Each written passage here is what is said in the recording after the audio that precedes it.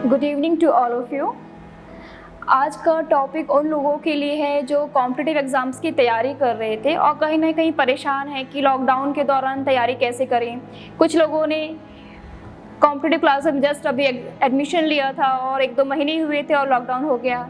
कुछ लोग सोच रहे थे कि क्लासेस ज्वाइन करेंगे और लॉकडाउन लग गया है। कुछ लोग ऐसे भी हैं जिनकी क्लासेस पूरी कंप्लीट हो चुकी हैं लेकिन एटमॉस्फेयर नहीं मिल पा रहा जिसमें पे पढ़ाई कर पाएँ।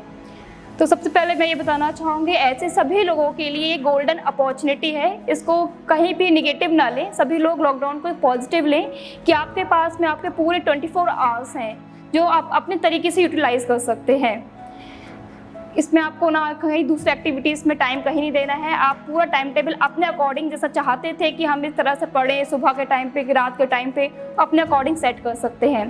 तो सबसे पहले आपके पास में जो भी मटेरियल हैं, चाहे आप जिस क्लास इंस्टीट्यूट में जाते हो वहाँ के मटेरियल हो या ऑनलाइन क्लासेस लेते हो वहाँ के मटेरियल हो, जो आपने स्कूल में कॉलेजेस में जो भी पढ़ा है वो मटेरियल हो, खुद से तैयारी की थी, खुद के नोट्स बनाए थे वो हो, सारे को एक साथ रखिए। जो प्रीवियस ईयर्स के क्वेश्चन पेपर, चाहे आप बैंकिंग की तैयारी कर रहे हो, एसएससी की, पीएससी की, रेलवे की, किसी भी सेक्टर की तैयारी कर रहे हो, तो जिस अप्रोच में आप पढ़ रहे थे, आप पढ़ने की तैयारी कर रहे थे, उसके संबंधित आपका जो कुछ भी मटेरियल है उसे अपने सामने रखिए। और सबसे पहले अपना उन सभी को ध्यान रखते हुए अपना टाइम टेबल सेट कीजिए। टाइम टेबल आपको सेट इस तरीके से करना है कि आपका जिस भी आप कॉम्पिटिटिव एग्जाम्स की तैयारी कर रहे थे उसमें जो भी क्वेश्चन पेपर्स आते हैं, जिस तरह से जिस टॉपिक में पूछा जाता है चैप्टर वाइज, उनको पहले तो कैटेगराइज कर लीजिए। चाहे तो आप पर डे, कई लोग इस तरह की पढ़ते हैं, किसी ने हिस्ट्री उठाया तो बोलते हैं नहीं 3 दिन में मैं हिस्ट्री पढ़ूंगा, उसके बाद ज्योग्राफी उठाऊंगा। कई लोग ऐसे बोलते हैं नहीं सारे टॉपिक जो है 1-1 घंटे मुझे डेली देने हैं। तो आप जिस तरीके से अच्छी तैयारी कर सकते हैं, आपको लगता है कि जिस तरीके से आप तैयारी अच्छे तरीके से कर पाते हैं, चाहे तो एक सब्जेक्ट को उठाते हैं तो कई लोग फिर छोड़ते ही नहीं है 6-7 घंटे 12 घंटे। अगर वैसा आपको अच्छे से याद होता है तो आप वैसे कर सकते हैं। 1-1 घंटे में आपको लगता है कि नहीं 1 घंटे के बाद मैं एक सब्जेक्ट से बोर हो जाता हूँ, फिर कुछ और पढ़ने का मन करता है, तो आप उस तरीके से तैयारी कर सकते हैं। आप जिसमें अच्छा कंफर्ट फील करते हैं उस तरीके से तैयारी कीजिए।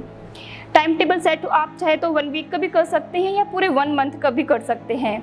जैसे आपका टाइम टेबल सेट होगा फिर उसके अकॉर्डिंग आप तैयारी करने में लग जाइए। जब तैयारी करेंगे आप, जैसे आपने कोई बुक उठाई है, उसका पहला आपने चैप्टर उठाया है, तो उसको जब पढ़ेंगे तो साथ साथ में आपको नोट्स भी बनाने हैं। नोट्स आपको बहुत डिटेल में नहीं बनाने हैं, लेकिन इस तरीके से बनाने हैं कि जब उस चैप्टर को दोबारा पढ़ें तो पहले अपने वो नोट्स उठाएं। जब नोट्स को उठाने के बाद 1 या 2 या 3 पेज के मैक्सिमम है, तो उसको पढ़ने के बाद जब वही चैप्टर फिर से पढ़ेंगे तो आपको जो चैप्टर को पढ़ने में 3 से 4 घंटे लगे थे, अब आप उसको मुश्किल से 20-30 मिनट या 1 घंटे में कंप्लीट कर देंगे। तो उसका टाइम बहुत सेव होगा। और जब अगली बार आप उसी टॉपिक के फिर नोट्स बनाएंगे तो जो आपका 3 पेज में नोट्स बना था, इस बार वो 1 पेज में बन जाएगा। क्योंकि पहली बार जब पढ़ते हैं तो हमें हर चीज़ नई लगती है, बहुत इंपॉर्टेंट लगती है, लेकिन जब सेकेंड टाइम पढ़ते हैं बहुत सारी चीज़ें उसी में से हमको याद हो जाती हैं। इस तरह से जितने बार रिविज़न होगा आपके नोट्स उतने ही छोटे होते जाएंगे। इनके साथ साथ में नोट्स के साथ में अपनी एक डायरी भी ज़रूर रखिए। डायरी में आप जो भी टॉपिक पढ़ते हैं उनका समरी होना चाहिए ताकि आपको पॉइंट्स याद रहें। बहुत सारे एग्जाम्स होते हैं जिनका मेंस होता है, जैसे पीएससी का मेंस होता है, तो आपको लिखना बहुत ज़्यादा पड़ता है। तब आप कुछ पता सब कुछ होता है इस टॉपिक में, कुछ पॉइंट्स भूल जाते हैं, फिर आपको बाद में आता है मैं ये नहीं लिख पाया, मुझे तो बनता सब कुछ था। तो आपको जब ये समरी याद होगी, पॉइंट्स याद होंगे, तो आपके आंसर राइटिंग का फ्लो भी बहुत अच्छा आएगा और कोई भी आपसे पॉइंट छूट भी नहीं पाएगा। इस तरह से नोट्स बनाते जाइए। आपको भी लगता है कि हम जो नोट्स बना रहे हैं, जिस तरीके से पढ़ रहे हैं, वो सही है नहीं है, तो इस संबंध में आपके जो भी आपके मेंटर्स होंगे, आपके साथ में आपके भैया दीदी होंगे, आस पड़ोस में होंगे, रिलेटिव्स होंगे, आपके टीचर्स होंगे, आपके दोस्त होंगे, उनसे कम्युनिकेट कीजिए, फ़ोन पे बात कीजिए, व्हाट्सएप पे बात कीजिए, उनकी एडवाइस लीजिए कि आप जिस तरह से पढ़ रहे हो वो सही है नहीं है। उनका जो कुछ अच्छा प्लस पॉइंट बताते हैं तो उसको ऐड करते जाइए। आपने 5-6 लोगों से पूछा, 5-6 लोगों में से सभी का 1-1 पॉइंट भी उठाया तो आपके 5-6 पॉइंट आपके प्लस हो जाएंगे। फिर उसके बाद में आप कुछ गलती कर रहे थे तो सुधार लीजिए और उनकी जो नई चीज़ आई है उसको अपने में इम्प्लीमेंट कर लीजिए। एक दिन में अंतर नहीं आता, लेकिन यही चीज़ अब महीने भर आप उस चीज़ को करते जाएंगे तो आज जो है आप और जो 1 महीने बाद होंगे आपके नॉलेज में बहुत अंतर होगा। इस तरह से आप तैयारी कर दीजिए, नोट्स बनाते जाइए, नॉलेज भी लेते जाइए। इस तरह से आप व्हाट्सएप ग्रुप भी बना सकते हैं। लगता है कि मैं घर 24 घंटे में घर पर रहता हूँ, पहले तो मैं कोचिंग जाती थी या स्कूल कॉलेज जाते थे, वहाँ पर भी हम कुछ फ्रेंड्स के साथ डिस्कस करते थे, तो उससे सीखते थे, समझ में आता था, मोटिवेशन मिलता था, तो घर में आके मन करता था पढ़ने का। तो उसके लिए आप अपना व्हाट्सएप ग्रुप बना सकते हैं खास फ्रेंड्स का, जो अच्छे हैं 4-5 फ्रेंड्स। चाहे तो अपने टीचर को भी उसमें ऐड कर सकते हैं, जो आपको मार्गदर्शन बीच बीच में देते रहें। उसमें फालतू की कोई चैट मत कीजिए, सभी लोग बोल दीजिए कि भाई सबसे पढ़ाई की ही बात है उसमें करनी है। आपने कुछ अच्छा नोट्स बनाया है तो उसमें शेयर कीजिए, ताकि सामने वाले को भी उसे सीखने के लिए मिलेगा। लेकिन कभी भी आपको नोट्स को सेव कर करके, स्क्रीनशॉट ले करके या सेव करके नहीं रखना है। आप उसे सिर्फ सीखिए कि आपको उसके नोट्स की क्या चीज़ खास लग रही है, उसको अपने भी इम्प्लीमेंट कीजिए। कि नोट्स तो मार्केट में बहुत अवेलेबल हैं, बहुत अच्छी अच्छी टेक्स्ट बुक्स है और टेक्स्ट बुक्स ही एग्ज़ाम में आता है। ये सिर्फ उसको ख़रीद लेने से हम उसको पूरा याद कर लेते हैं, ऐसा नहीं होता है। तो आप उसमें देखिए क्या चीज़ आपको अच्छी लग रही है और उसको इम्प्लीमेंट कीजिए और हर आंसर्स में वो अपनी चीज़ें डालिए।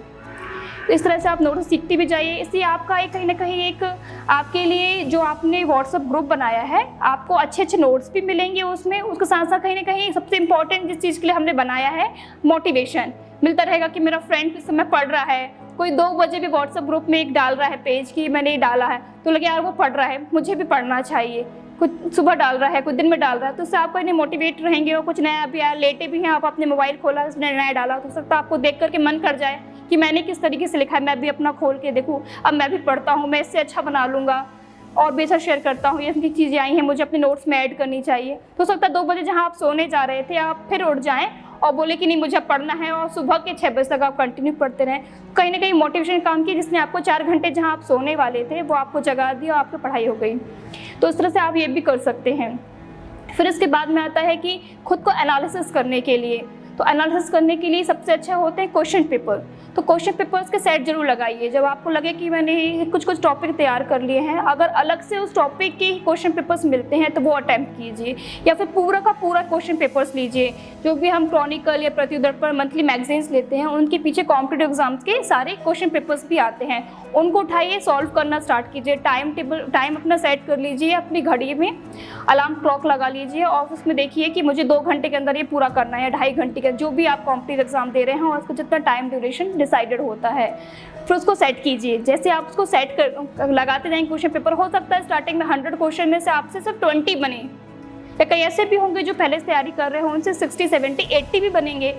तो जो आपको ये रखना है कि आज मैं जहाँ पर हूँ, तो आपको डीमोरलाइज कहीं पे भी नहीं होना है। ये सोचना है बस है कि आज मैं जहाँ हूँ 1 महीने बाद मेरा प्लस होना चाहिए। आज आपसे अगर 20 बने हैं और 1 महीने बाद आपसे 50 बन रहे हैं, तो यही आपकी सफलता है। अभी चूँकि आपके पास 24 आवर्स हैं और कोई भी एग्ज़ाम कठिन नहीं होता है, चाहे बैंकिंग हो, एसएससी हो, रेलवे, पीएससी, सभी में हल्का हल्का ही अंतर होता है। किसी में सीसेट ज़्यादा आता है, किसी में जनरल नॉलेज ज़्यादा आता है, किसी की रीजनिंग टफ होती है, किसी की मैथ्स टफ होती है, किसी में हिंदी पूछता है, किसी में इंग्लिश पूछता है, हल्का हल्का ही अंतर है। लेकिन 80 से 85% जो सभी का पोर्शन सेम है।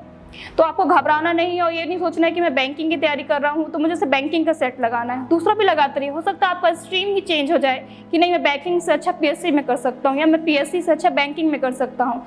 सारे क्वेश्चन पेपर सभी लगाइए, तो आपको खुद को जानने का ही मौका मिलेगा कि किस में आप अच्छा कर पा रहे हैं। इस वजह से आप नोट्स भी बना रहे हैं साथ में, तो दोनों के हिसाब से अगर आप पीएससी की तैयारी कर रहे हैं तो दोनों के नोट्स बनाइए, प्री के भी बनाइए, मेंस के भी बनाइए। जब आप मेंस के नोट्स बनाते हैं तो प्री की तैयारी पहले से ही हो जाती है। तो मेंस होता है तो जो पीएससी का पेपर होता है उसमें जो मेंस राइटिंग होती है काफ़ी लेंदी पेपर होता है, बनता सभी से सब कुछ है लेकिन लिख नहीं पाते हैं। तो उसमें आप कोशिश कीजिए कि आपकी स्पीड अच्छी हो, हैंड राइटिंग सुंदर ना हो लेकिन क्लियर हो, समझ पढ़ने में आनी चाहिए।